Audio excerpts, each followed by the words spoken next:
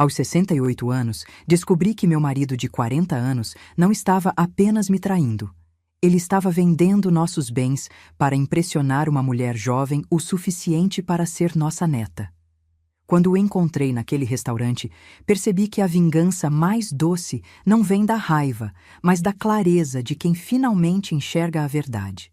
Antes de começar, deixe nos comentários de qual país você está assistindo este vídeo. Adoro saber de onde vocês são. A mensagem do Roberto ainda piscava no meu celular quando empurrei a porta do restaurante. Reunião atrasou, amor. Jante sem mim. Minhas mãos tremiam levemente. Não de nervosismo, mas daquela certeza fria que se instala quando você finalmente confirma o que já sabia há meses. O garçom, um rapaz jovem de olhos gentis, me reconheceu imediatamente. Ele hesitou, olhou para o salão e então para mim, com aquela expressão de quem precisa dar uma notícia ruim.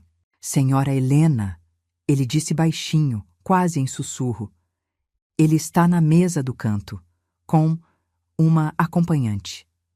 Não precisei perguntar quem era a acompanhante. Eu já sabia. Nos últimos 6 meses, havia juntado as peças desse quebra-cabeça com a mesma paciência que uso para montar minhas colchas de retalhos. Cada pequeno sinal, cada mentira mal contada, cada desculpa ensaiada, tudo estava ali, formando uma imagem que eu me recusava a ver completamente, até aquele momento. Obrigada, querido, respondi, ajeitando a bolsa no ombro. Minha voz saiu mais firme do que eu esperava. Sei exatamente onde ele está. Meu nome é Helena. Tenho 68 anos, cabelos brancos que insisto em manter curtos e práticos, e uma vida que sempre pensei estar arrumada como os potes de conserva na minha despensa. Cada coisa em seu lugar, cada dia previsível e seguro. Casei com Roberto há 40 anos. 40 anos de café da manhã compartilhado, de contas pagas juntos, de netos criados sob o mesmo teto. Ele sempre foi um homem metódico, sério, do tipo que confere o extrato bancário 2 vezes e nunca esquece um aniversário. Ou, pelo menos, era assim que eu o via. Até perceber que pessoas podem mudar. Ou talvez apenas revelem quem sempre foram quando surge a oportunidade certa. Tudo começou há uns 6 meses, logo depois que Roberto se aposentou. Eu esperava que ele finalmente relaxasse, que aproveitássemos os dias para viajar ou simplesmente para ficar em casa sem pressa. Mas aconteceu o contrário. Ele ficou inquieto, nervoso, como um animal enjaulado procurando uma saída. Começou a ir à academia todos os dias, algo que nunca tinha feito em décadas. Comprou roupas novas, camisas de cores vibrantes que contrastavam com o guarda-roupa cinza e bege que sempre usou. Preciso cuidar da saúde, ele dizia, examinando-se no espelho com uma atenção que beirava a vaidade. Achei estranho, mas não desconfiado. Afinal, homens da idade dele às vezes têm medo da morte chegando e tentam reconquistar a juventude perdida. Pensei que fosse apenas isso, uma crise existencial inofensiva. Como eu estava enganada. As mudanças foram sutis no começo. Ele começou a sair mais, sempre com desculpas plausíveis. Um amigo da época da faculdade queria se encontrar. Um jantar beneficente da antiga empresa. Uma palestra sobre investimentos. Roberto sempre teve uma vida social moderada, então essas saídas não me pareceram tão fora do comum. Mas havia algo na maneira como ele se preparava. O cuidado excessivo com o cabelo, o perfume aplicado generosamente, a pressa ansiosa para sair de casa. Você está bem? Perguntei uma vez, enquanto ele ajustava a gravata pela 3ª vez. Perfeitamente, respondeu sem me olhar. Só quero causar boa impressão. Impressão para quem? Pensei, mas engoli a pergunta. Naquela época, eu ainda acreditava que desconfiar sem provas era sinal de insegurança, não de intuição. Depois começaram os telefonemas. Roberto sempre atendeu o celular na minha frente. Mas agora ele saía da sala, ia para o quintal ou trancava-se no banheiro. Sua voz mudava. Ficava mais suave, quase juvenil, com aquele tom que usamos quando queremos agradar alguém importante. Quando ele voltava, eu perguntava casualmente. Quem era? Marcelo, ele respondia rápido demais. Ou João. Ou o pessoal do banco. Sempre nomes genéricos. sempre respostas que escorregavam fácil demais da língua. Mas o que realmente chamou minha atenção foi o jeito como ele guardava o celular depois dessas ligações. Com cuidado, quase com carinho, como quem protege algo precioso. Eu poderia ter confrontado, poderia ter exigido explicações, mas aprendi algo nesses longos anos de casamento. Quando você força alguém a falar antes da hora, eles só inventam mentiras melhores. Então decidi esperar, observar, juntar os pedaços até ter certeza absoluta. A primeira prova concreta veio de um jeito inesperado. Roberto sempre foi cuidadoso com dinheiro. Nosso orçamento era apertado, mas administrável. Eu controlava as contas da casa, ele cuidava dos investimentos. Funcionava há décadas.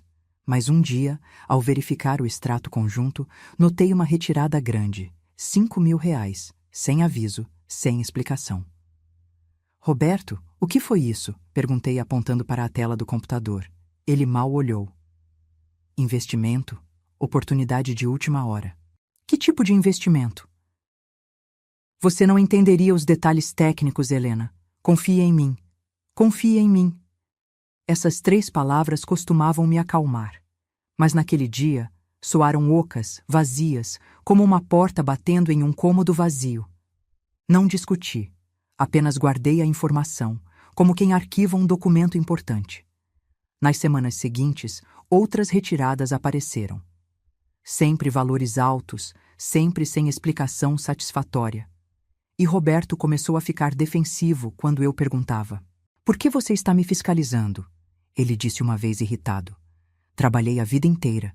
Não posso gastar meu próprio dinheiro?" Tecnicamente, ele estava certo. Mas aquele não era o ponto. O ponto era a mudança, a distância crescente entre nós, a sensação de estar sendo deixada de fora da própria vida. Então comecei a prestar mais atenção. Observei os horários em que ele saía, anotei mentalmente as desculpas que ele dava. Notei que toda quinta-feira ele tinha um compromisso que durava exatamente 3 horas. Notei que aos sábados ele ia à academia por tempo demais para ser apenas um treino. Notei que ele sorria para o celular quando pensava que eu não estava olhando. Não sou daquelas mulheres que reviram gavetas ou checam mensagens às escondidas. Tenho orgulho demais para isso e, honestamente, já sabia o suficiente sem precisar de mais provas. Mas o universo tem um jeito próprio de revelar verdades. E a verdade chegou até mim de uma forma que eu jamais esperava. Foi nossa neta, Clara, quem primeiro mencionou algo estranho. Ela tem 23 anos, estuda comunicação e é do tipo que repara em tudo. Estávamos tomando chá uma tarde quando ela comentou, quase sem querer: "Vovó, eu vi o vovô outro dia no shopping. Ele estava com uma mulher." Meu coração pulou, mas mantive o rosto neutro. "Que mulher?" "Não sei. Jovem, cabelo comprido. Achei que fosse alguma conhecida da família, mas eles estavam, sei lá, muito próximos." Clara não sabia o peso daquelas palavras, mas eu sabia. Senti como se um chão que sempre acreditei ser sólido tivesse começado a rachar sob meus pés. "Talvez fosse a filha de algum amigo", respondi, forçando um sorriso. "Talvez", ela disse, mas seu tom deixava claro que ela também não acreditava nisso. Naquela noite, não consegui dormir. Fiquei olhando para o teto, ouvindo a respiração pesada de Roberto ao meu lado, e me perguntei: quem é esse homem deitado ao meu lado? O mesmo que segurou minha mão no dia do casamento? O mesmo que chorou quando nossa filha nasceu? O mesmo que prometeu estar comigo até o fim? Ou será que eu nunca o conheci de verdade? No dia seguinte, decidi fazer algo que nunca havia feito antes. Segui Roberto. Seguir seu próprio marido é uma das coisas mais humilhantes que uma mulher pode fazer. Eu me senti patética, escondida atrás do volante do meu carro velho, esperando que ele saísse de casa. Mas a necessidade de saber era maior que o meu orgulho. Eu precisava ver com meus próprios olhos. Precisava confirmar que não estava enlouquecendo, que minha intuição não estava me traindo. Roberto saiu de casa exatamente às 3 da tarde, como sempre fazia às quintas-feiras. Vestia uma camisa azul clara que eu nunca tinha visto antes e uma calça social que ele reservava para ocasiões especiais. Entrou no carro com aquela pressa contida de quem está ansioso, mas tenta não demonstrar. Mantive distância enquanto o seguia pelas ruas da cidade. Meu coração batia tão forte que eu mal conseguia respirar direito. Parte de mim ainda esperava que ele fosse realmente para a da academia, ou para encontrar um amigo, ou para qualquer lugar inocente que provasse que eu estava errada. Mas ele não foi para a academia. Ele dirigiu até um bairro que eu não conhecia bem, uma área mais nova da cidade com prédios modernos e cafés da moda. Estacionou em frente a um edifício elegante, daqueles com portaria e jardim na entrada. E ficou esperando. Estacionei longe o suficiente para não ser vista, mas perto o suficiente para observar. 5 minutos depois, uma mulher saiu do prédio. Jovem, muito jovem. Não podia ter mais de 30 anos. Cabelo comprido e escuro, roupas justas, salto alto. Ela sorriu ao ver Roberto, um sorriso amplo e familiar. E ele sorriu de volta, com uma expressão que não via em seu rosto há anos. Uma expressão de pura felicidade. Eles se beijaram. Não foi um beijo discreto de cumprimento. Foi um beijo longo, demorado, do tipo que deixa claro que há intimidade ali. E quando se separaram, ele segurou a mão dela como se fosse a coisa mais natural do mundo. Fiquei paralisada dentro do carro. Minhas mãos apertavam o volante com tanta força que meus dedos ficaram brancos. Senti uma onda de náusea subir pela garganta. 40 anos. 40 anos de casamento, de fidelidade, de acordar ao lado dele todos os dias. E ali estava ele, segurando a mão de uma menina que poderia ser nossa filha. Eles entraram juntos em um café. Eu poderia ter ido embora naquele momento. Poderia ter voltado para casa e fingido que não tinha visto nada, que aquilo era apenas uma ilusão, um mal-entendido. Mas não fiz isso. Em vez disso, saí do carro e segui até o café. A vitrine de vidro permitia que eu visse tudo claramente. Eles estavam sentados em uma mesa no canto, próximos um do outro. Roberto falava animadamente, gesticulando de um jeito que eu raramente via em casa. E ela ria, tocava o braço dele, inclinava-se para perto como se cada palavra que ele dissesse fosse a coisa mais fascinante do mundo.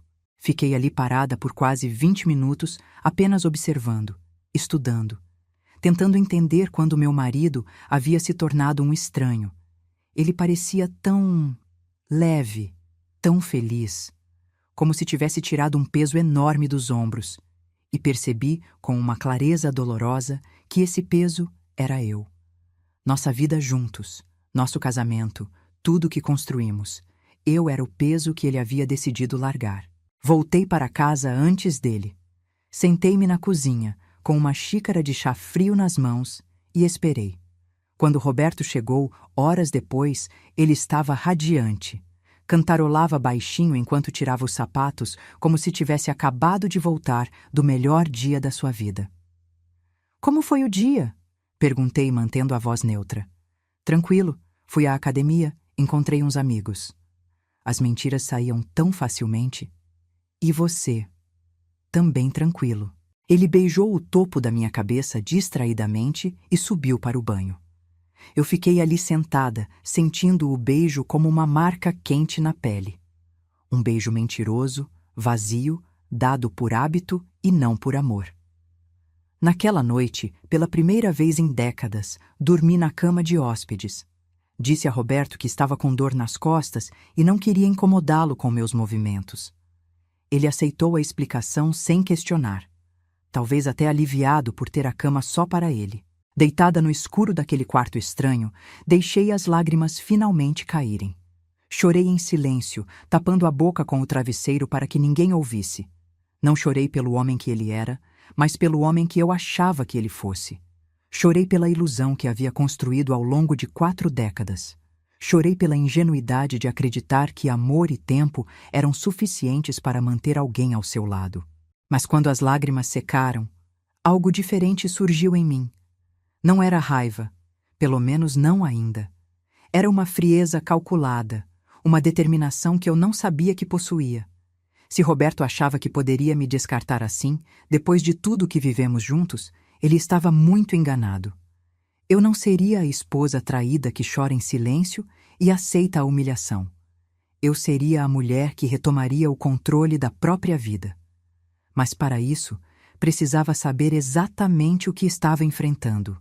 Nos dias seguintes, comecei a investigar, não de forma desesperada ou dramática, mas com a meticulosidade de quem monta um quebra-cabeça. Verifiquei todos os extratos bancários dos últimos 6 meses.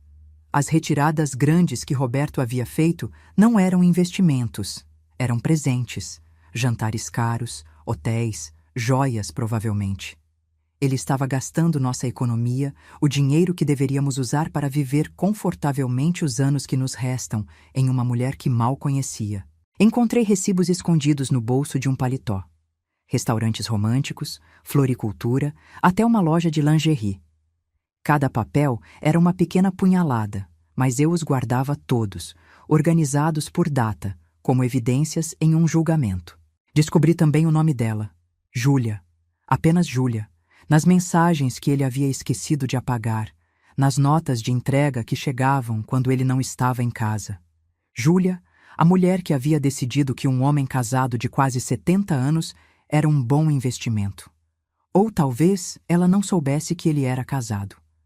Talvez Roberto tivesse contado a ela que era viúvo ou divorciado, ou qualquer outra mentira conveniente. Mas o que mais me machucou não foram os gastos ou as mentiras. Foi perceber que Roberto estava planejando um futuro sem mim. Encontrei papéis na gaveta dele, cotações de apartamentos, anúncios de imóveis, até um esboço de orçamento mensal que não me incluía. Ele estava se preparando para ir embora. Estava construindo uma vida nova, provavelmente prometendo para essa Júlia um recomeço romântico, uma história de amor na maturidade. E eu, a esposa dedicada de 40 anos, seria apenas uma nota de rodapé na história dele. A primeira esposa, aquela que ficou para trás. Mas havia um problema no plano perfeito de Roberto. Um problema grande que ele não havia considerado. Nossos bens não estavam apenas em nome dele. A casa onde morávamos, a mesma casa onde criamos nossa filha, onde recebemos nossos netos, onde construímos toda uma vida, estava em meu nome. Eu havia insistido nisso quando compramos, décadas atrás, por uma questão de segurança. Na época, Roberto concordou sem questionar. Agora, essa decisão antiga seria minha proteção. Além disso, descobri que Roberto estava tentando transferir valores para contas que eu não tinha acesso. Falou com o gerente do banco sobre separar nossos investimentos, alegando que era mais prático para a declaração de impostos. O gerente, um rapaz jovem que me conhecia há anos das vezes que ia ao banco com Roberto, ficou desconfiado. Ele me ligou discretamente, perguntando se eu estava ciente dessas mudanças. Não, respondi com calma, e obrigada por me avisar. Foi nesse momento que percebi. Roberto não estava apenas tendo um caso. Ele estava tentando me roubar. Estava usando nosso dinheiro para financiar uma vida nova, enquanto planejava me deixar sem nada. O homem que prometeu me amar e me proteger estava, na verdade, me preparando para a ruína financeira. E foi aí que a raiva finalmente chegou. Não uma raiva explosiva e descontrolada, mas uma raiva fria, afiada como gelo. Roberto havia cruzado uma linha, e agora ele pagaria por isso. Comecei a me preparar. Consultei um advogado, discretamente, sem que Roberto soubesse. Expliquei a situação: 40 anos de casamento, traição comprovada, tentativa de desvio de patrimônio. O advogado, uma mulher de meia-idade com olhos experientes, ouviu tudo com atenção. "A senhora tem provas?"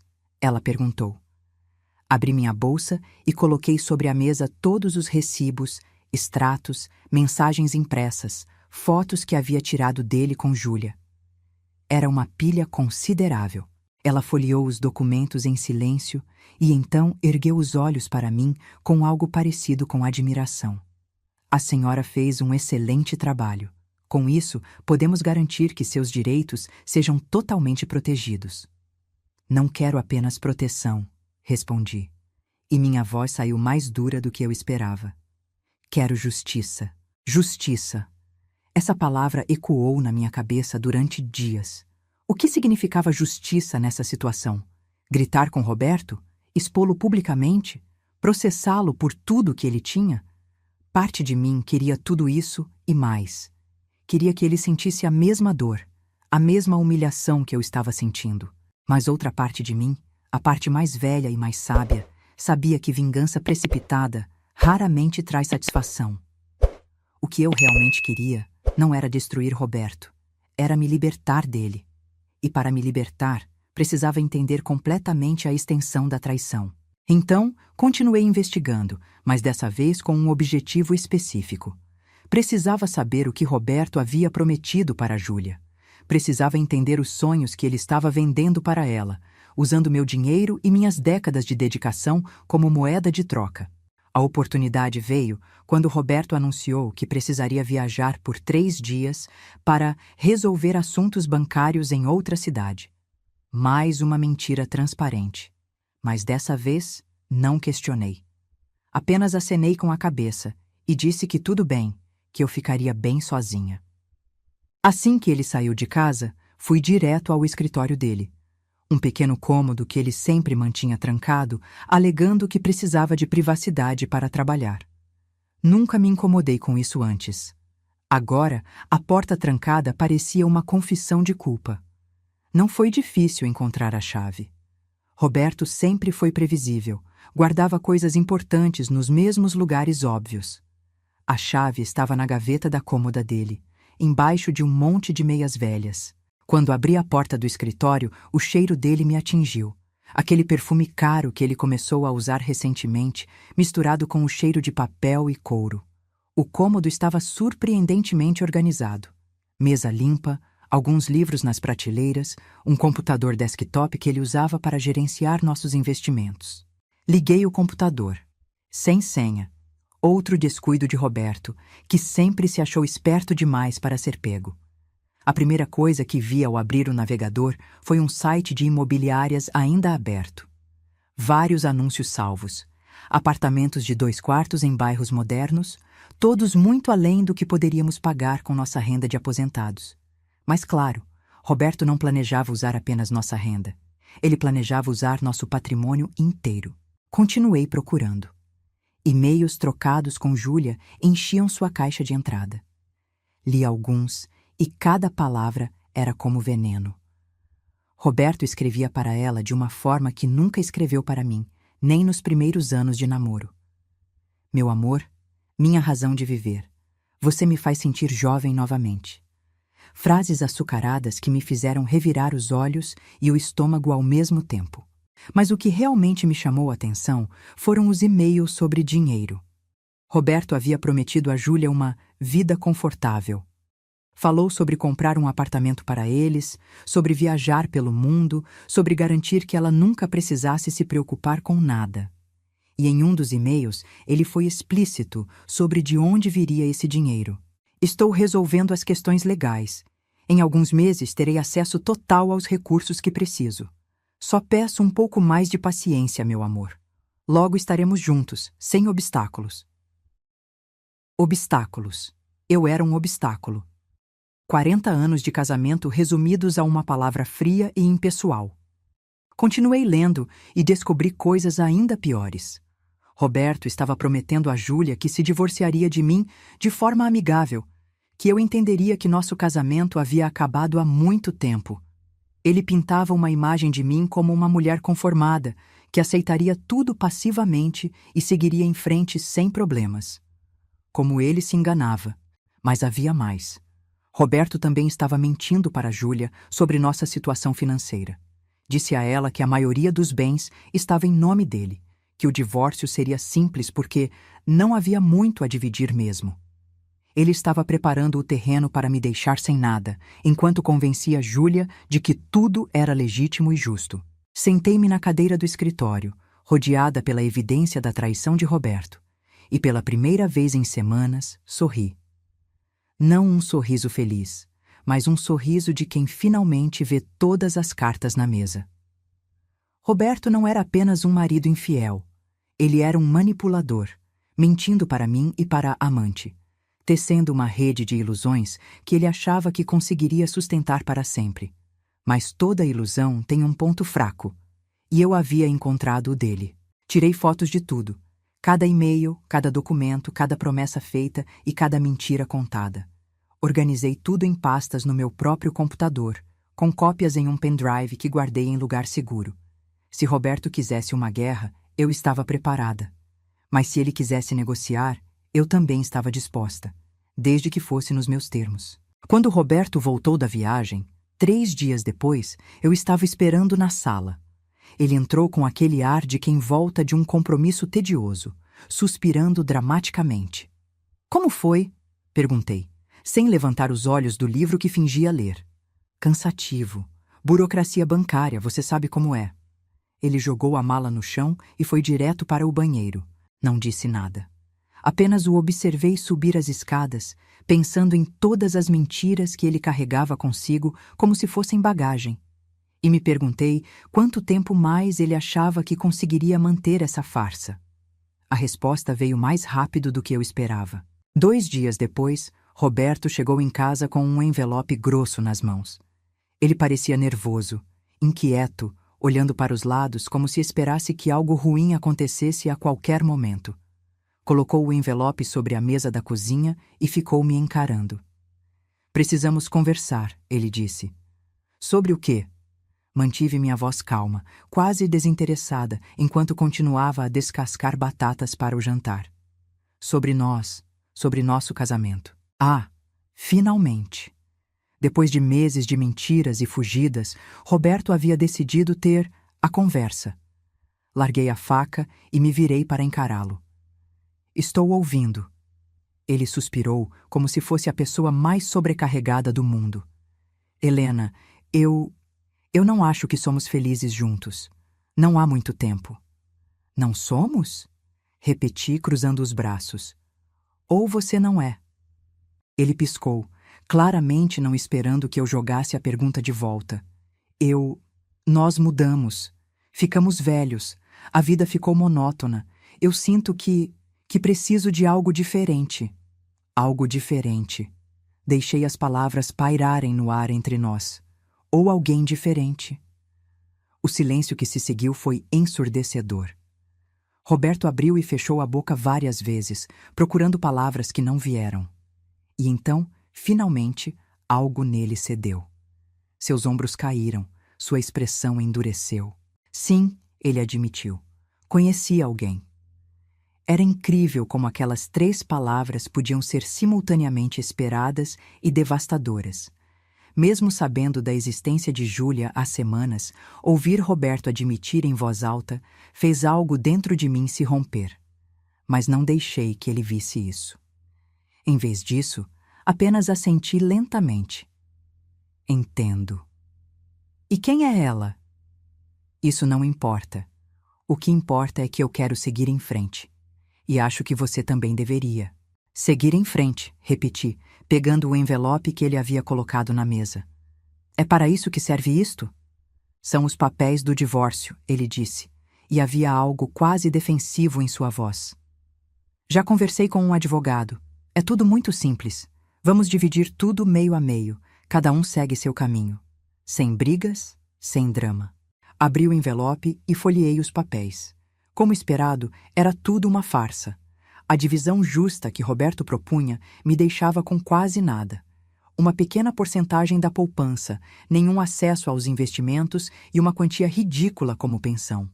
Enquanto isso, ele ficaria com a maior parte, livre para usar como quisesse em sua vida nova com Júlia. Muito simples mesmo, comentei, recolocando os papéis no envelope. Você fica com quase tudo e eu fico com as migalhas. Não é assim, Helena. Estou sendo justo. Justo? Minha voz finalmente subiu de tom.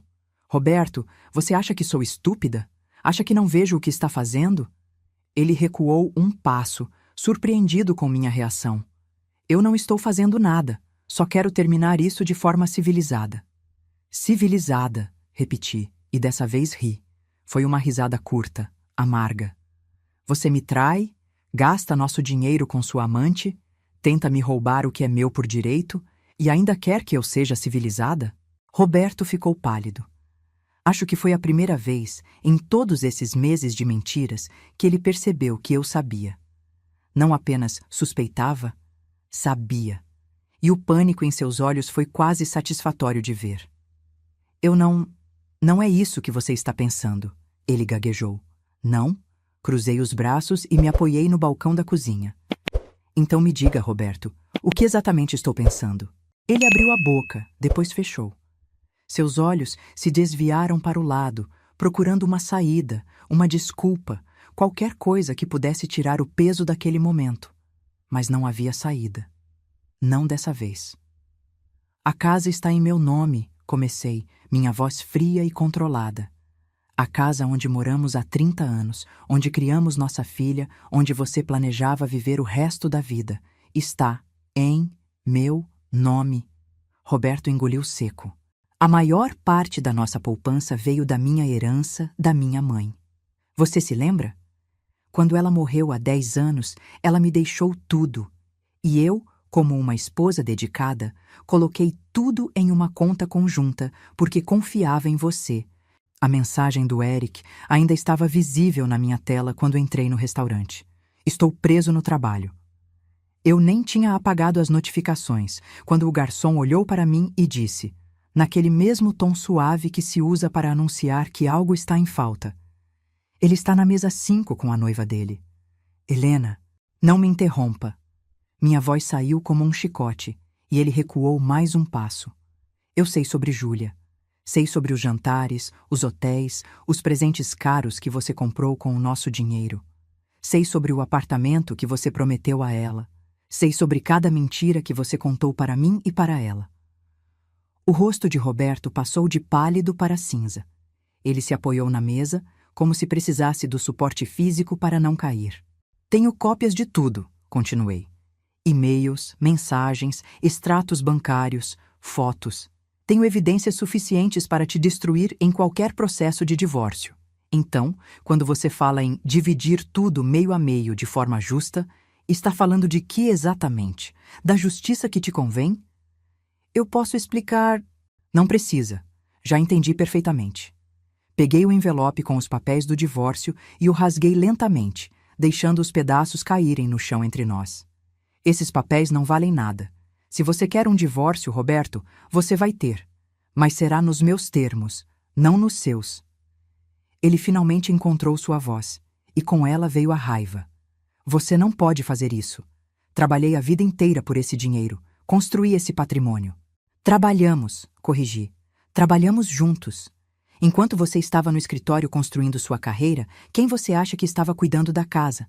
Criando nossa filha, economizando cada centavo para termos um futuro confortável? Eu estava construindo nossa vida, Roberto, e você simplesmente decidiu que essa vida não te serve mais. Eu tenho o direito de ser feliz. E eu não? As palavras saíram como um grito, surpreendendo até a mim mesma.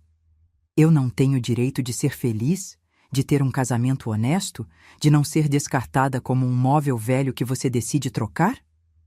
O silêncio que se seguiu foi pesado, sufocante. Roberto me olhava como se estivesse vendo uma estranha. Alguém que ele não reconhecia. E talvez ele estivesse certo. Talvez a Helena que ele conhecia, a esposa passiva, compreensiva, que sempre cedia, realmente tivesse desaparecido. Em seu lugar estava eu, uma mulher cansada de ser tratada como invisível. Saia, eu disse. Minha voz agora baixa, mas firme. Pegue suas coisas e saia da minha casa. Minha casa também. Não. Bati a mão na mesa, fazendo ele se assustar. É minha casa. Está em meu nome. E estou te pedindo educadamente para sair antes que eu chame a polícia. Roberto me olhou por um longo momento e vi tanta coisa passar por seus olhos. Raiva, medo, indignação e talvez, bem no fundo, um lampejo de culpa. Mas ele não pediu desculpas, não suplicou para ficar, não fez nada do que um marido arrependido faria.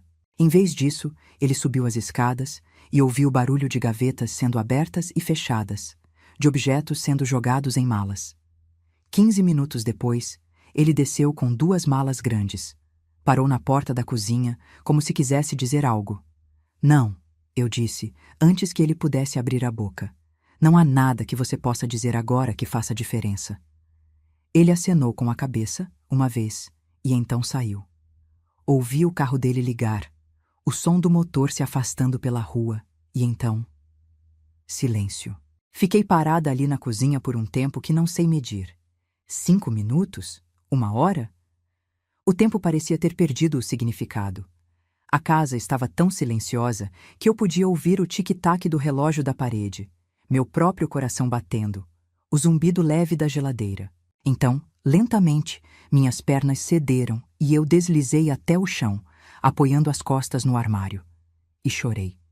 Chorei por tudo que havia perdido, por todos os anos desperdiçados, pela ilusão que eu havia mantido por tanto tempo. Chorei pela mulher que eu era e pela mulher que estava me tornando. Mas no meio das lágrimas também senti algo estranho. Alívio. Como se um peso enorme tivesse sido tirado dos meus ombros. Não precisava mais fingir que estava tudo bem. Não precisava mais aceitar as mentiras de Roberto com um sorriso forçado.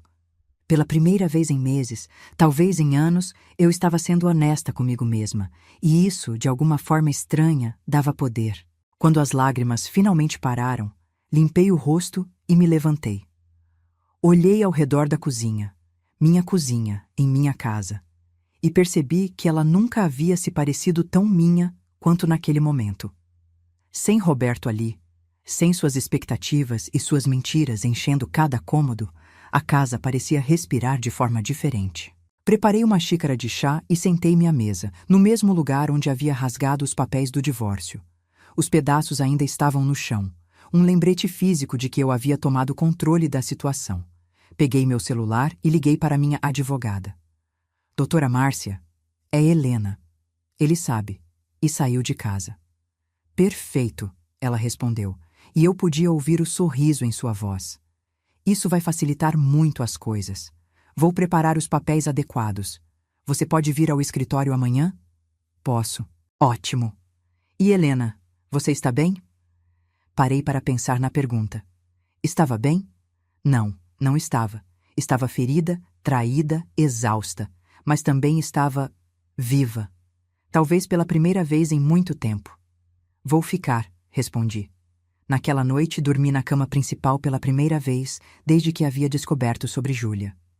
A cama parecia enorme e vazia sem Roberto, mas não de uma forma ruim. Era mais como ter espaço para respirar. Espaço para ser apenas eu. Nos dias seguintes comecei a reconstruir. Não a vida que eu tinha antes. Essa estava irremediavelmente quebrada, mas uma vida nova. Mudei as fechaduras da casa.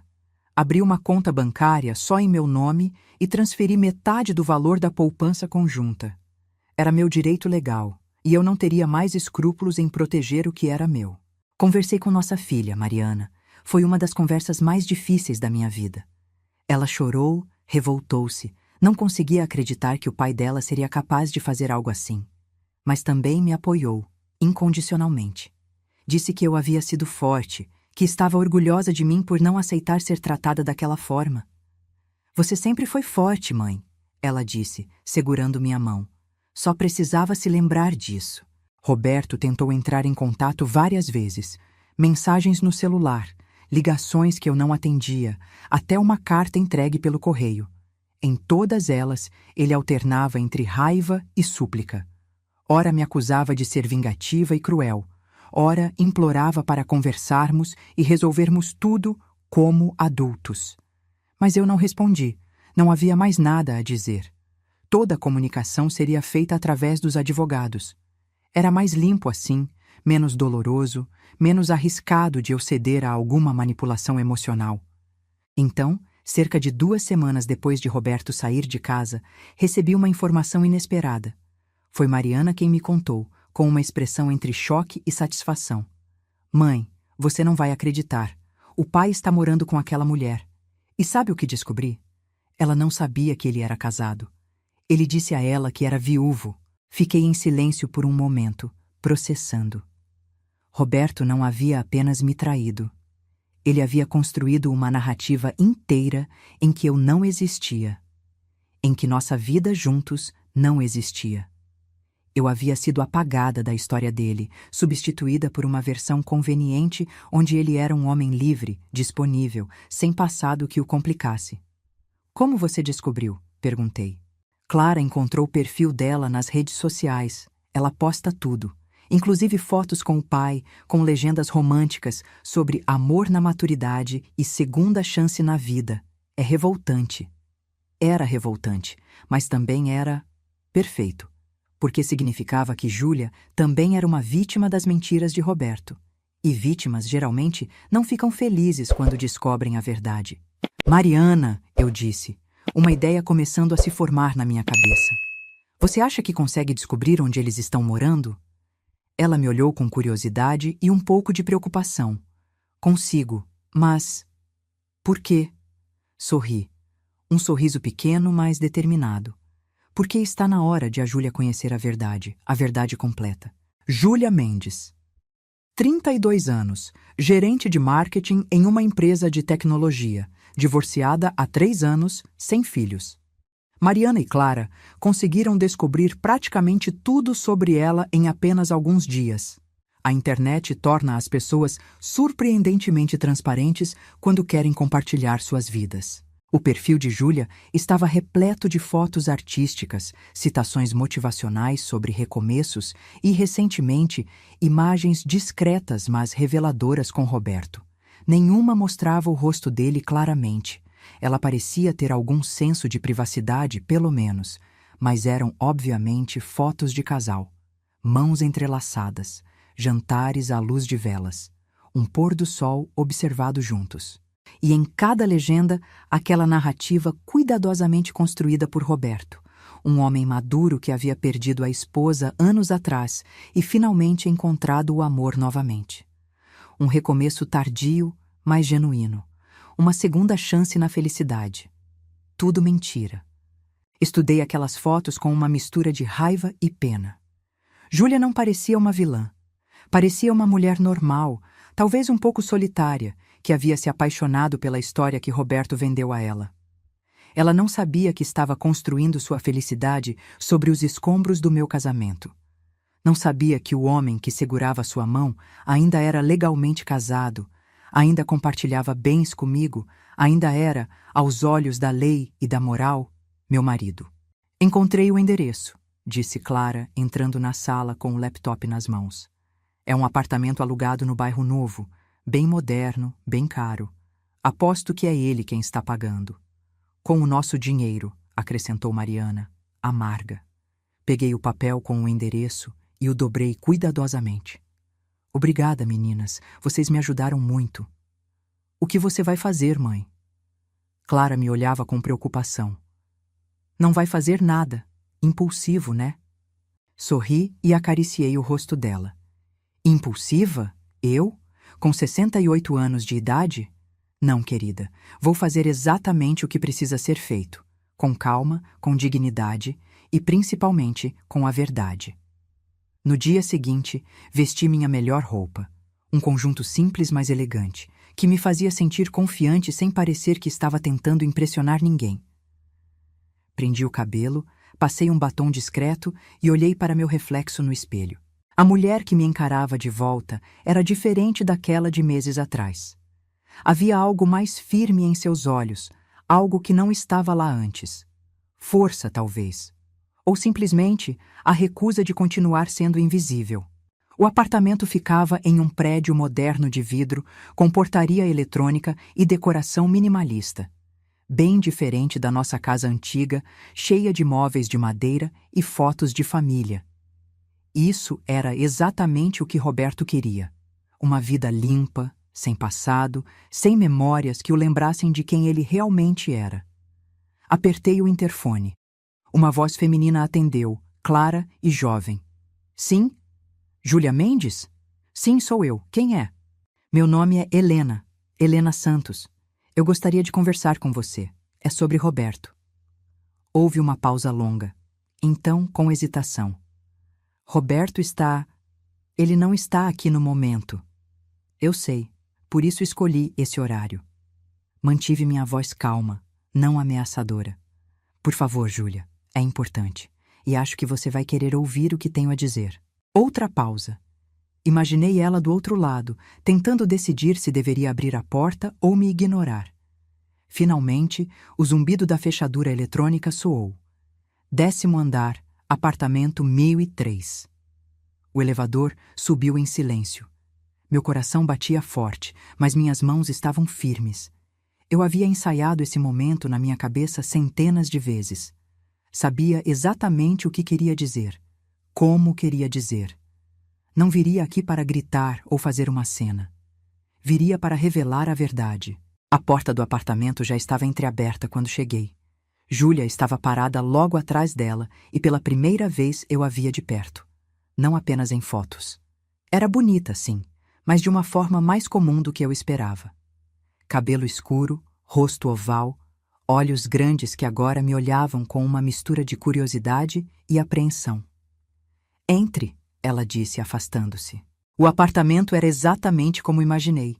Moderno, minimalista, com móveis novos que ainda tinham aquele cheiro de loja. Nada ali tinha história ou alma. Era um espaço de transição, não um lar. Posso oferecer um café? Água? Júlia perguntou nervosa. Não, obrigada. Sentei-me no sofá que ela indicou. Não vou tomar muito do seu tempo. Ela sentou-se em uma poltrona à minha frente, as mãos entrelaçadas no colo. Você disse que queria falar sobre Roberto. Você é uma parente dele? Sou sua esposa. As palavras caíram entre nós como pedras em água parada. Júlia ficou completamente imóvel, o rosto perdendo toda a cor. Esposa, ela repetiu, como se testando se ouviu direito. Mas ele me disse que era viúvo. Eu sei, ele mentiu. Não. Júlia se levantou bruscamente. Não, isso não faz sentido. Ele me contou sobre a uma esposa dele, sobre como ela morreu de câncer há 5 anos, sobre como ele ficou perdido e só agora está conseguindo recomeçar. Ele... Júlia, interrompi suavemente. Eu estou viva e ainda sou casada com ele, legalmente, oficialmente, em todos os sentidos possíveis. Ela me olhou como se eu fosse uma aparição, algo impossível que não deveria existir. Seus olhos encheram de lágrimas. Eu não sabia. Juro que não sabia. Eu acredito em você, respondi, e era verdade. Olhando para ela, vendo seu choque genuíno e seu desespero crescente, era impossível não acreditar. Por isso vim aqui. Você merece saber a verdade. Que verdade? Que sou a outra? Ela soluçou, cobrindo o rosto com as mãos. Meu Deus, eu sou a outra mulher. Eu sou aquela pessoa que sempre desprezei. Não. Me levantei e, num impulso que surpreendeu até a mim mesma, segurei suas mãos. Você não é a outra. Você é mais uma vítima dele, assim como eu. Júlia me olhou através das lágrimas. Como você pode ser tão gentil comigo? Eu estava com seu marido, Você foi enganada. Soltei suas mãos e voltei a sentar. Roberto é muito bom em enganar pessoas, em contar histórias que fazem você querer acreditar nele. Eu sei. Acreditei nele por 40 anos. 40 anos? Júlia se deixou cair de volta na poltrona. Vocês estão casados há 40 anos? Sim, criamos uma filha juntos, temos netos, construímos uma vida inteira. E então, há alguns meses, ele simplesmente decidiu que queria algo diferente. Alguém diferente. Contei a ela tudo, sobre as mentiras, os gastos excessivos com nosso dinheiro compartilhado, as tentativas de Roberto de desviar patrimônio, sobre como descobri sobre ela, sobre os e-mails onde ele prometia um futuro que não podia cumprir. Júlia ouviu tudo em silêncio, o rosto cada vez mais pálido. Ele me disse que tinha dinheiro, ela murmurou quando terminei, que poderia nos dar uma vida confortável, que estava só esperando alguns investimentos renderem. Eu achei estranho ele sempre pagar tudo em dinheiro, nunca com cartão. Eu achei estranho ele nunca me levar à casa dele, sempre dizia que estava reformando. Eu achei estranho tantas coisas, mas sempre tinha uma explicação que fazia sentido. Ele é muito bom nisso, em fazer mentiras parecerem verdades. Júlia limpou as lágrimas e me olhou diretamente. O que você quer de mim? Quer que eu termine com ele? Não. Minha resposta a surpreendeu. Não estou aqui para dizer o que você deve fazer. Estou aqui apenas para te dar informações que você merece ter. O que você faz com essas informações é escolha sua. Mas você deve me odiar. Não te odeio. E percebi, dizendo essas palavras, que era verdade. Você não me conhecia, não sabia que eu existia. A única pessoa que merece meu ódio é Roberto, que mentiu para nós duas. Ficamos sentadas em silêncio por um longo momento. Do lado de fora, o som do trânsito da cidade era um zumbido constante, um lembrete de que a vida continuava acontecendo além daquele apartamento, além daquele momento estranho e doloroso. Ele vai voltar em 1 hora, Júlia disse finalmente. Saiu para resolver não sei o quê. Ele sempre está resolvendo coisas. Agora eu entendo por quê. Estará aqui quando ele voltar? Não sei. Ela olhou ao redor do apartamento, como se o visse pela primeira vez. Tudo era mentira. Até eu mesma acho. A pessoa que eu pensava estar me tornando com ele. Era tudo baseado em uma ficção. Me levantei para ir embora. Júlia me acompanhou até a porta. Helena, ela chamou quando coloquei a mão na maçaneta. Obrigada por vir aqui, por não ser cruel comigo. Não sei se eu teria a mesma generosidade no seu lugar. Sorri, um sorriso triste, mas genuíno. Generosidade? Não sei. Talvez seja apenas cansaço. Cansei de carregar raiva. Cansei de fingir que não sei das coisas. Cansei de ser a esposa invisível que aceita tudo calada. Você não é invisível, disse Júlia. Pelo menos não mais. Quando cheguei em casa, encontrei Roberto sentado nos degraus da entrada. Ele estava com a mesma roupa que usara quando saiu de casa semanas atrás, mas parecia menor de alguma forma, diminuído. Seus olhos estavam vermelhos e ele se levantou rapidamente quando me viu. Helena, precisamos conversar. Não temos nada para conversar, Roberto. Passei por ele, procurando a chave na bolsa. Por favor. Ele segurou meu braço, não com força, mas com desespero. Por favor, me escuta. Só 5 minutos. Olhei para a mão dele no meu braço e depois para seu rosto. O que vi ali não era amor ou arrependimento verdadeiro. Era pânico. Puro pânico. Júlia terminou com você. Não foi uma pergunta. Ele soltou meu braço como se tivesse queimado. Você foi até ela. Você destruiu tudo. Eu não destruí nada. Apenas contei a verdade. Foi você quem construiu tudo sobre mentiras. Ela não entendeu. Eu posso explicar para ela. Posso fazer ela entender que... Que o quê, Roberto? Virei-me completamente para encará-lo. Que você realmente é viúvo? Que eu sou um fantasma? Que os 40 anos que passamos juntos nunca existiram? Não é assim. Você está distorcendo tudo. Estou? Dei um passo em sua direção e ele recuou instintivamente. Então me explica, Roberto. Me explica como não é assim. Me explica como é mentir para sua esposa e sua amante ao mesmo tempo. Me explica como é gastar o dinheiro da nossa aposentadoria em presentes caros para uma mulher que mal conhece. Me explica. Ele ficou em silêncio, a boca abrindo e fechando como um peixe fora d'água. É exatamente o que pensei. Abri a porta. Vá embora, Roberto. Meus advogados entrarão em contato com os seus. Espera. Ele colocou o pé na porta, impedindo que eu a fechasse. A casa. Você não pode me tirar da casa. Eu tenho direitos. A casa está em meu nome, mas foi comprada com dinheiro nosso, dinheiro que eu ganhei. Foi comprada com dinheiro da herança da minha mãe. Corrigi friamente. Você se lembra da minha mãe, não é, Roberto? A mulher que adorava você, que te tratava como um filho? Ela deve estar se revirando no túmulo. Ele empalideceu. Você não pode fazer isso. Posso e vou. E mais uma coisa. Congelei nosso empréstimo conjunto, aquele que você usou para impressionar Júlia, mostrando que é um homem estável e confiável. Sem minha autorização, você não pode fazer mais nenhuma movimentação, e não vou autorizar. Isso é cruel. Cruel? Quase ri. Você quer falar de crueldade? O homem que mentiu para mim durante meses, que gastou nosso dinheiro, que planejava me deixar sem nada, quer falar sobre crueldade? Eu nunca planejei te deixar sem nada. Você está exagerando. Peguei minha bolsa e retirei uma pasta. Dentro dela, cópias de todos os e-mails que ele havia trocado com Júlia, todos os planos que ele havia feito, todas as promessas que havia quebrado. Isso aqui diz o contrário. Joguei a pasta aos pés dele. Leia com atenção, são cópias, os originais estão com minha advogada. Roberto pegou a pasta com mãos trêmulas e começou a folhear. Vi o momento exato em que ele compreendeu a extensão do que eu sabia, do que eu havia descoberto.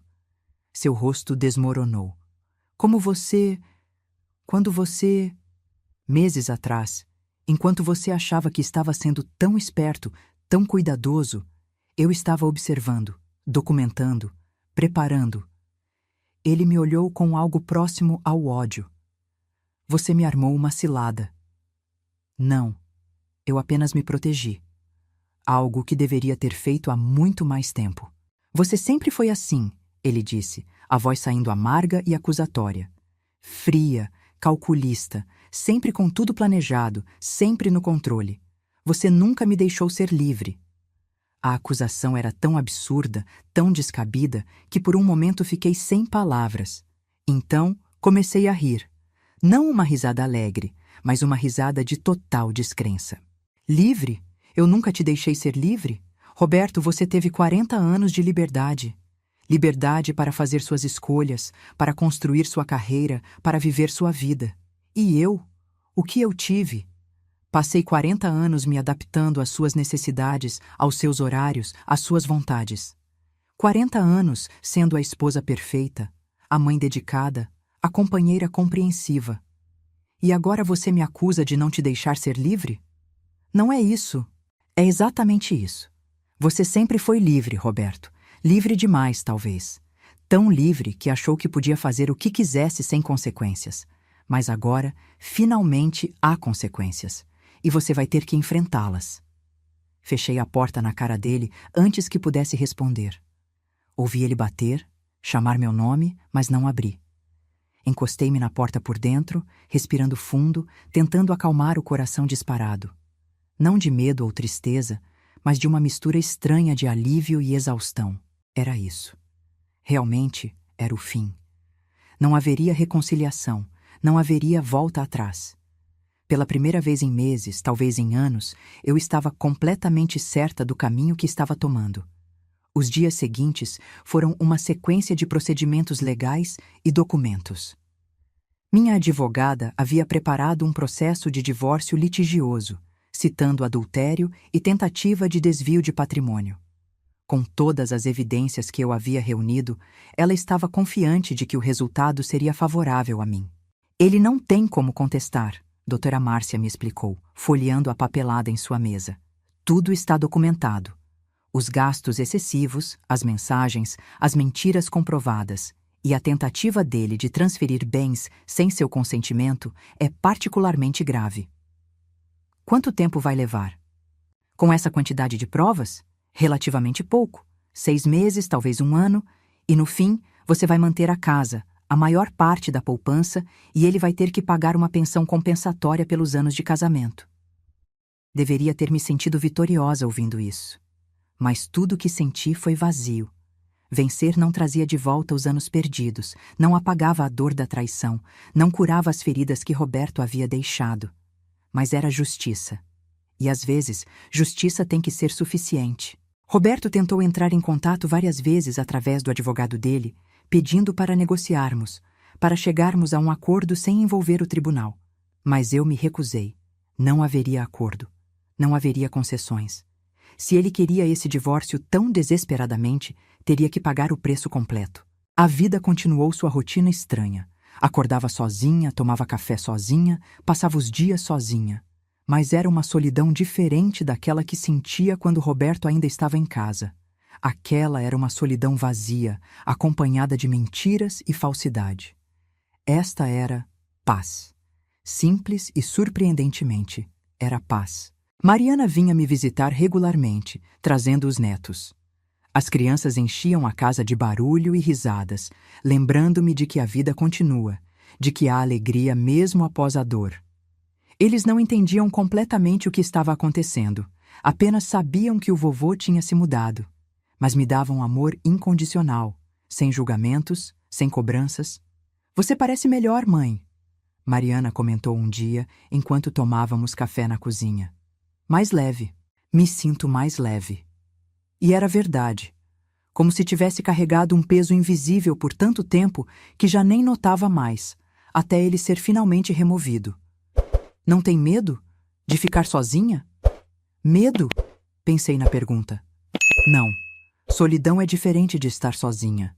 Eu me sentia solitária com seu pai. Agora sozinha sinto-me completa. Foi nessa época que comecei a frequentar novamente o grupo de artesanato da igreja. Havia parado anos atrás, quando Roberto reclamou que eu passava tempo demais fora de casa. Agora, sem ninguém para reclamar, voltei. E foi como reencontrar uma parte de mim que havia sido enterrada há muito tempo. As mulheres me receberam de volta com abraços calorosos e compreensão silenciosa. A maioria já sabia do que estava acontecendo. Em uma cidade pequena, notícias viajam rápido, mas ninguém fez perguntas invasivas. Apenas me deram espaço para estar ali, para criar, para ser parte de uma comunidade novamente. É bom ter você de volta, Helena, disse Dona Carmen, a organizadora do grupo. Sentimos sua falta. Sentir falta. Quando foi a última vez que alguém havia sentido minha falta? Roberto certamente não sentia. Para ele, eu era apenas parte da mobília. Algo que estava ali, mas que ele não notava mais. Mas ali, naquele grupo de mulheres com suas histórias e suas mãos habilidosas, eu era vista, era valorizada, era lembrada. Uma tarde, enquanto bordava um pano de prato com um padrão de flores, recebi uma mensagem inesperada. Era de Júlia. Podemos conversar? Pessoalmente, se possível. Tem algo que preciso te contar. Olhei para a mensagem por um longo tempo. Parte de mim queria ignorar, queria deixar esse capítulo completamente fechado. Mas outra parte, a parte curiosa e ainda buscando respostas, queria saber o que ela tinha a dizer. Posso te encontrar no Café da Praça amanhã às 15 horas, respondi. O Café da Praça Central sempre foi meu lugar favorito na cidade. Fica ao lado da igreja antiga, com mesinhas ao ar livre onde você pode sentar e observar a vida passar. Cheguei alguns minutos antes das 3, pedi um chá de camomila e escolhi uma mesa em um canto mais reservado. Júlia chegou pontualmente. Ela parecia diferente da última vez que nos vimos. Mais magra, com olheiras profundas, o cabelo preso de forma descuidada. Vestia roupas simples, sem maquiagem. Parecia alguém que havia chorado muito recentemente. Obrigada por vir, ela disse, sentando-se à minha frente. Não tinha certeza se você aceitaria. Também não tinha certeza se deveria, respondi honestamente. Mas aqui estou. Ela pediu um café e ficamos em silêncio por um momento, apenas observando o movimento da praça. Crianças brincavam no parquinho. Casais caminhavam de mãos dadas, idosos jogavam dominó sob a sombra das árvores. Vida normal, acontecendo normalmente, alheia aos nossos dramas pessoais. Terminei com Roberto, Júlia disse finalmente, naquela mesma noite que você veio ao apartamento. Quando ele voltou, eu já tinha feito as malas dele e deixado na porta. Como ele reagiu? Como você esperaria? Negou tudo, me chamou de louca, tentou me convencer de que você era uma ex-esposa amargurada tentando arruinar a vida dele. Disse que vocês estavam separados há anos, que era apenas uma questão de tempo até o divórcio ser finalizado. Ela tomou um gole do café. Mas eu não acreditei. Não depois de olhar nos seus olhos e ver a verdade ali. Sinto muito, eu disse, e realmente sentia. Sinto que você tenha sido arrastada para essa bagunça. Não sinta. Eu precisava saber. Ela olhou diretamente para mim. Na verdade, é por isso que queria te encontrar. Para te agradecer. Por ter vindo me contar a verdade quando poderia simplesmente ter me deixado na ignorância. Você merecia saber. Sim, mas muitas pessoas não teriam sido tão generosas. Muitas teriam preferido apenas me odiar à distância. Júlia mexeu no café sem beber. Depois que ele saiu, comecei a juntar as peças. Todas as inconsistências que eu havia ignorado, todas as bandeiras vermelhas que escolhi não ver. E percebi algo terrível. O quê? Que eu não amava ele. Nem um pouco. Ela riu, um som amargo. Eu amava-lhe a ideia dele, o homem maduro, estável, que havia superado uma tragédia e estava pronto para amar novamente. Eu amava a história que ele me vendeu, mas o homem real, Roberto Real, eu mal o conhecia. Entendi perfeitamente o que ela quis dizer. Ele é bom nisso, em vender histórias, em fazer você acreditar na versão dele da realidade. Foi o que ele fez com você também? Nos primeiros anos, quero dizer. Pensei de volta ao jovem Roberto que conheci décadas atrás. Sério, dedicado, com sonhos claros e planos sólidos. Ou pelo menos era assim que ele se apresentava. Acho que sim, respondi. Embora naquela época eu fosse muito jovem para perceber. Casei com 24 anos, você sabia? Achei que ele era o homem perfeito e talvez naquela época ele realmente tentasse ser. Ou talvez eu apenas quisesse acreditar que ele era. Você o amou? Sim, muito, por muitos anos. As palavras saíram mais facilmente do que eu esperava. Mas o amor não foi suficiente para mantê-lo fiel. Não foi suficiente para fazê-lo me ver como uma pessoa, não apenas como uma conveniência. Júlia acenou com a cabeça, entendendo. Ele me prometeu tantas coisas. Viagens, uma casa maior, segurança. Disse que tinha investimentos rendendo, que em alguns meses estaríamos vivendo confortavelmente. E eu acreditei porque queria acreditar. Ele estava usando nosso dinheiro conjunto, expliquei. Todo centavo que gastou com você veio da poupança que construímos juntos ao longo de 40 anos. Ele não tinha nada próprio, apenas o que era nosso e que ele decidiu usar como se fosse só dele. O rosto de Júlia ficou vermelho de vergonha. Eu não sabia. Juro que não sabia. Eu sei. É por isso que não te culpo. Ficamos em silêncio novamente. Uma brisa suave balançava as folhas das árvores, trazendo o cheiro de flores do jardim da praça. Tem mais uma coisa, Júlia disse, hesitante. E é principalmente por isso que quis te encontrar. Roberto está... Ele está mal. Financeiramente, quero dizer. Levantei uma sobrancelha. Como assim? Depois que terminei com ele, depois que você congelou os bens, ele não tinha para onde ir. Perdeu o apartamento alugado, não conseguia pagar sem acesso ao dinheiro. Está morando com um amigo agora, ou pelo menos era o que ouvi. Deveria ter sentido satisfação ouvindo isso. Vingança servida fria, como dizem. Mas tudo que senti foi... nada. Roberto havia criado essa situação para si mesmo. Eu apenas removi o tapete que ele estava usando para esconder a sujeira. E tem mais, Júlia continuou. Ele está tentando conseguir empréstimos. Conhecidos em comum me disseram que ele está pedindo dinheiro emprestado para todo mundo, dizendo que é temporário, que logo vai ter acesso aos bens novamente. Mas as pessoas estão começando a falar. A reputação dele está arruinada, completei. Sim, peguei minha xícara de chá, já frio, e bebi um gole pensativa. Roberto sempre se importou muito com o que os outros pensavam, com sua imagem, sua reputação. Era parte do que o tornava tão cuidadoso com suas mentiras. Ele queria que todos o vissem como um homem respeitável, confiável, bem-sucedido.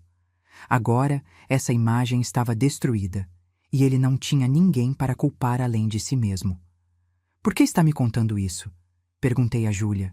Porque achei que você deveria saber, e porque... Ela hesitou. Porque achei que você pudesse sentir pena dele e mudar de ideia sobre o divórcio.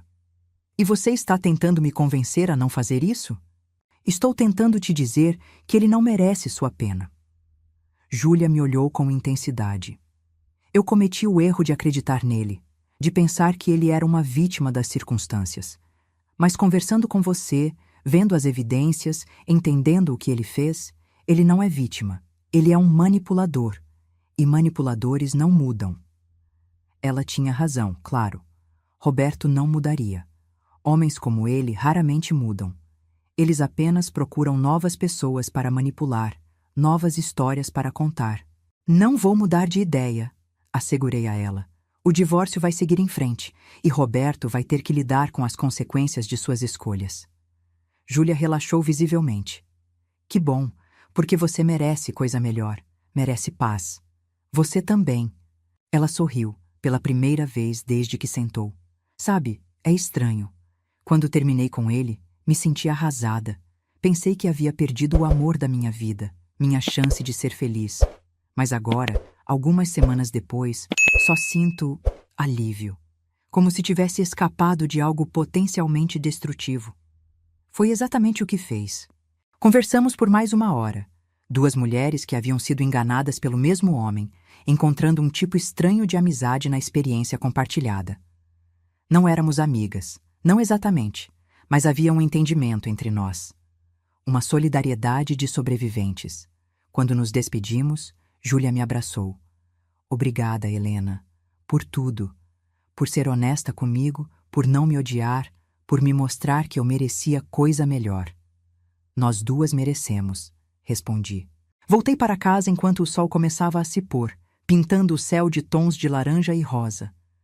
As ruas familiares da minha cidade pareciam diferentes de alguma forma, mais claras, mais vibrantes, ou talvez eu que estivesse vendo com olhos diferentes. Quando cheguei em casa, havia um envelope na caixa de correio. Reconheci o papel timbrado do escritório de advocacia. Dentro, uma notificação oficial. A primeira audiência do divórcio havia sido marcada. Em 6 semanas, Roberto e eu estaríamos frente a frente em um tribunal, oficializando o fim de 40 anos de casamento. Deveria ter me sentido triste, deveria ter chorado, ou pelo menos sentido um aperto no peito. Mas tudo o que senti foi uma calma resignação. Era o próximo passo necessário. Mais um procedimento na jornada de me libertar de uma vida que não me servia mais.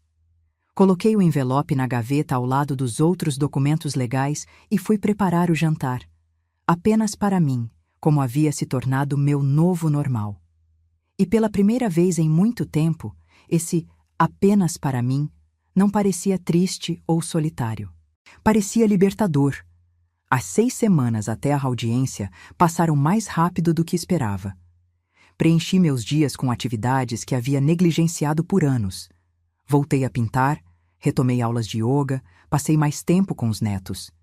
Cada dia era uma redescoberta de quem eu era, além de esposa de Roberto.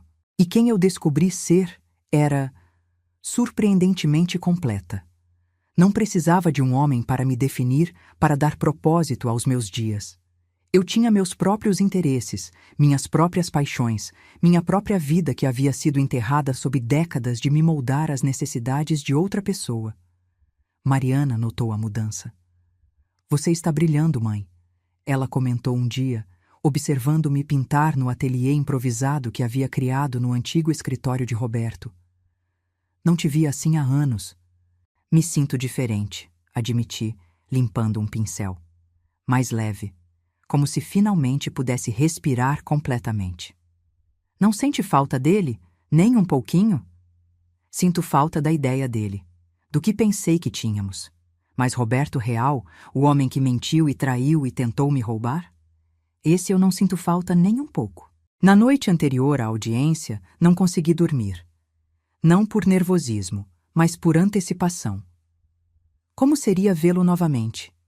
O que ele diria? Como reagiria ao processo que minha advogada havia montado meticulosamente, com cada evidência de sua traição cuidadosamente documentada? De manhã, vesti meu melhor conjunto. Um vestido azul marinho, simples, mas elegante, sapatos confortáveis, o colar de pérolas que minha mãe me deu anos atrás. Olhei para meu reflexo no espelho e vi uma mulher forte, uma sobrevivente, alguém que havia passado pelo fogo e saído mais forte do outro lado. O tribunal era um prédio cinza e imponente no centro da cidade. Doutora Márcia me esperava na entrada, com sua pasta cheia de documentos e uma expressão confiante. Está pronta? Ela perguntou. Mais do que nunca. A sala de audiência era menor do que eu imaginava, mas tinha aquele ar formal e intimidador que todos os tribunais têm. Roberto já estava lá, sentado ao lado de seu advogado, um homem mais jovem que parecia desconfortável com todo o caso. Foi a primeira vez que vi Roberto em semanas. Ele estava irreconhecível. Havia perdido peso, o rosto estava pálido e marcado, Os olhos tinham aquela aparência de quem não dorme direito há muito tempo. As roupas, embora limpas, estavam amarrotadas. Ele parecia exatamente o que era. Um homem que havia perdido tudo. Nossos olhos se encontraram por um breve momento. Vi tanta coisa passar pelo olhar dele. Raiva, arrependimento, desespero, mas não vi amor. Talvez nunca tivesse visto, e eu simplesmente escolhi interpretar outra coisa. Desviei o olhar primeiro. Ele não merecia mais nem minha atenção. A juíza era uma mulher de meia-idade, com olhos afiados e uma expressão que não tolerava bobagens. Ela folheou os documentos por alguns minutos em silêncio e então começou. Este é um caso de divórcio litigioso movido por Helena Santos contra Roberto Santos, citando adultério e tentativa de desvio de patrimônio. Ela olhou para Roberto por cima dos óculos. Senhor Santos, você contestou as acusações? O advogado de Roberto se levantou. Vossa Excelência, meu cliente admite que houve indiscrições, mas nega veementemente qualquer tentativa de desvio de patrimônio. As movimentações financeiras citadas pela parte contrária eram... Eram o quê? A juíza interrompeu. Vejo aqui evidências de grandes retiradas sem consentimento da esposa, transferências para contas pessoais, gastos excessivos com terceiros. Como seu cliente explica isso? Roberto se levantou, parecendo desesperado. Vossa Excelência, se me permite, eu cometi erros, grandes erros, mas nunca tive intenção de prejudicar minha esposa financeiramente. O dinheiro que gastei, eu planejava repor. Eu tinha investimentos que... Investimentos que não existem, doutora Márcia cortou, levantando-se. Como está comprovado aqui? Ela entregou mais documentos à juíza. Não há registro de nenhum investimento em nome do Sr. Santos, apenas retiradas e gastos. A juíza examinou os papéis com atenção. Sr. Santos, você tem alguma prova desses supostos investimentos? Roberto abriu e fechou a boca várias vezes. Foram investimentos informais, com conhecidos. Não há documentação oficial. Investimentos informais. A juíza não parecia impressionada. E quanto ao relacionamento extraconjugal, você nega que estava em um relacionamento com... Ela consultou os papéis. Júlia Mendes, enquanto ainda casado? Eu não nego o relacionamento, Roberto admitiu, e sua voz saiu baixa. Mas meu casamento com Helena já estava acabado há muito tempo. Nós estávamos apenas mantendo as aparências. Aquilo foi como um tapa. Aparências? 40 anos reduzidos a aparências? Isso não é verdade, eu disse, me levantando. A juíza acenou para que eu continuasse. Nosso casamento tinha problemas, como todo casamento longo. Mas eu não sabia que estava acabado até descobrir sobre a traição. Ele nunca mencionou querer um divórcio, nunca sugeriu separação. Apenas começou uma vida paralela e esperou que eu não descobrisse. A senhora tem provas disso? A juíza perguntou. Doutora Márcia apresentou os e-mails que Roberto havia trocado com Júlia, onde ele claramente a enganava sobre seu status marital. Apresentou mensagens onde ele planejava um futuro com ela usando dinheiro conjugal. Apresentou declarações de testemunhas que confirmavam que Roberto se apresentava como casado em todos os contextos sociais até muito recentemente. A evidência era esmagadora. E quando a juíza terminou de revisar tudo, ela olhou para Roberto com desaprovação clara. Senhor Santos, baseado nas evidências apresentadas, está claro que houve não apenas adultério, mas também apropriação indevida de bens conjugais. A tentativa de transferir patrimônio sem o consentimento de sua esposa é particularmente grave.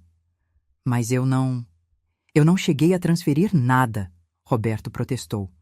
Apenas porque sua esposa impediu a tempo, a juíza respondeu secamente. A intenção está documentada, e intenção é suficiente.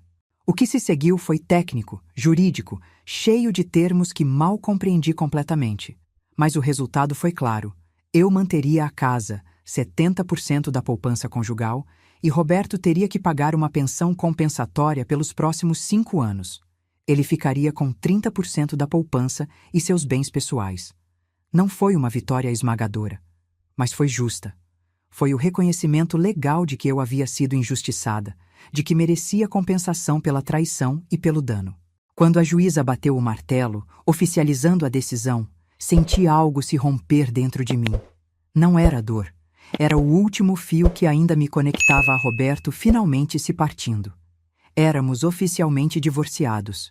40 anos terminados com uma batida de martelo e algumas assinaturas.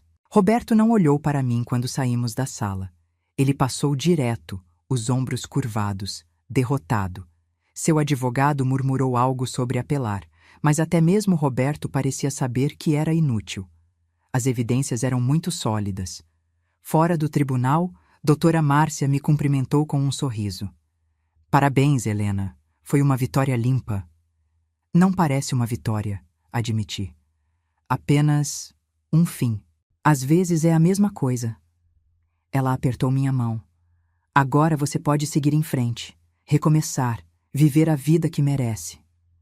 Mariana e Clara estavam me esperando na praça, em frente ao tribunal. Quando me viram, correram para me abraçar. Acabou? Mariana perguntou. Acabou. Como você se sente? Parei para pensar na pergunta. Como me sentia? Livre, aliviada, triste pelo que foi perdido, mas esperançosa pelo que viria. Era uma mistura estranha de emoções, mas predominava uma sensação de completude. Me sinto bem, respondi honestamente. Me sinto pronta. Pronta para quê? Clara perguntou. Para tudo. Para o resto da minha vida. 3 meses depois, vendi a casa. Era grande demais para uma pessoa só, e cada cômodo ainda guardava memórias de uma vida que não existia mais. Usei o dinheiro para comprar um apartamento menor em um bairro que sempre amei, mas nunca moramos porque Roberto achava longe demais do centro. O apartamento era luminoso, com janelas grandes que davam para um parque. Decorei do meu jeito. Cores claras, plantas em cada canto, um espaço inteiro dedicado à pintura e artesanato. Era meu, completamente, totalmente meu. Retomei velhos hobbies, fiz novos amigos no prédio e no grupo de artesanato. Viajei pela primeira vez em anos, uma viagem curta para a praia com um grupo de mulheres da igreja. Pela primeira vez em décadas, vivi para mim mesma. Roberto, ouvi através de conhecidos em comum, estava morando em outro estado. Havia conseguido um emprego em uma empresa menor, ganhando bem menos do que costumava. A relação com Mariana estava tensa. Nossa filha não conseguia perdoá-lo completamente pelo que havia feito. Os netos mal o viam. Ele havia perdido quase tudo perseguindo uma ilusão. E embora parte de mim ainda sentisse pena, era uma pena distante, como a que sentimos por estranhos que fazem escolhas ruins. Uma tarde, quase um ano após o divórcio, estava pintando na varanda quando meu celular tocou. Era um número desconhecido. Alô? Helena? É Roberto. Fiquei em silêncio por um momento, o pincel parado no ar. O que você quer, Roberto? Eu só queria dizer que sinto muito. Por tudo. Tudo bem. É? Você me perdoa? Pensei na pergunta. Perdão. Uma palavra grande, pesada, carregada de significado. Não, respondi honestamente. Não te perdoo. O que você fez causou danos que não podem ser consertados com um pedido de desculpas, mas também não carrego raiva por você. Simplesmente segui em frente. Eu estraguei tudo, não estraguei? Você fez escolhas, e escolhas têm consequências. Eu te amava, Helena. Ainda amo. Não, Roberto. Você não me amava. Você amava a conveniência que eu representava, a estabilidade. Mas amor real, isso nunca foi o que tivemos, pelo menos não da sua parte. Ouvi-o respirar do outro lado da linha, e talvez fosse imaginação minha, mas pareceu com um soluço. Podemos nos encontrar? Conversar? Talvez possamos... Não, interrompi. Não há nada mais a conversar. Não há possamos. Você escolheu seu caminho e eu escolhi o meu. E meu caminho não inclui você. Por favor, Helena. Adeus, Roberto. Desliguei antes que ele pudesse responder. E então, com uma calma que me surpreendeu, bloqueei o número dele. Não com raiva, não com satisfação vingativa, mas com a simples certeza de que aquele capítulo da minha vida estava definitivamente fechado. Voltei para minha pintura, um quadro de um jardim ensolarado, cheio de cores vibrantes e vida. Era diferente de tudo que havia pintado antes, mais ousado, mais livre. Era exatamente como eu me sentia. Hoje, aos 69 anos, vivo sozinha. Mas não estou solitária.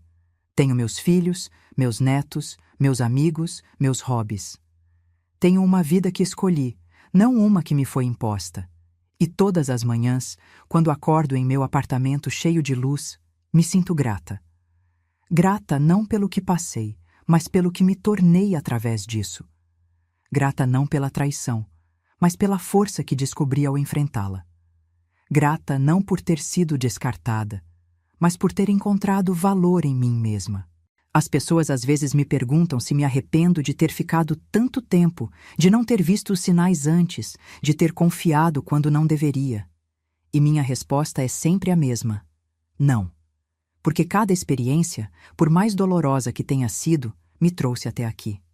Até esta versão de mim que é mais forte, mais sábia, mais completa. Roberto fez uma escolha. Escolheu traição, mentiras, ilusões. E perdeu tudo no processo. Sua família, sua reputação, seu futuro confortável. Eu também fiz uma escolha. Escolhi dignidade, verdade e a coragem de recomeçar mesmo quando parecia impossível. E ganhei algo muito mais valioso do que qualquer casamento poderia ter me dado. Ganhei a mim mesma de volta. E no fim, essa é a única vitória que realmente importa. Obrigada por ouvir minha história até o fim. Se você já passou por algo parecido, saiba que você não está sozinha. E se conhece alguém que está passando por uma situação de traição ou manipulação, compartilhe essa história. Às vezes, tudo o que precisamos é saber que outras pessoas sobreviveram e prosperaram. E, se essa história tocou você de alguma forma, por favor, deixe seu like, se inscreva no canal e ative o sininho para não perder os próximos vídeos. E considere se tornar membro do nosso canal. Com seu apoio, posso continuar trazendo histórias reais e inspiradoras como esta. Deixe nos comentários. Você já teve que fazer uma escolha difícil para proteger sua própria felicidade? Como foi esse processo? Adoraria ler suas experiências. Um abraço forte e até o próximo vídeo.